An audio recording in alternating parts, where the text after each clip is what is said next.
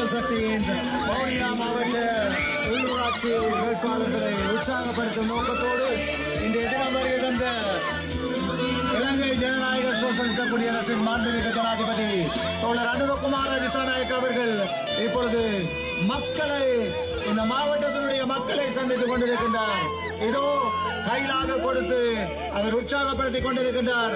இந்த மாவட்டத்திலே ஒரு ஜனாதிபதியை காண்கின்ற உற்சாகத்தோடு தேசிய மக்கள் சக்தியை வெற்றி பெற செய்ய வேண்டும் என்ற உற்சாகத்தோடு வவுனியாவின் பல்வேறு பகுதிகளிலும் வருகை தந்த பொதுமக்களை இப்பொழுது எங்கள் நாட்டினுடைய கௌரவ ஜனாதிபதி அவர்கள் சந்தித்துக் கொண்டிருப்பதை காணக்கூடியதாக இருக்கின்றது.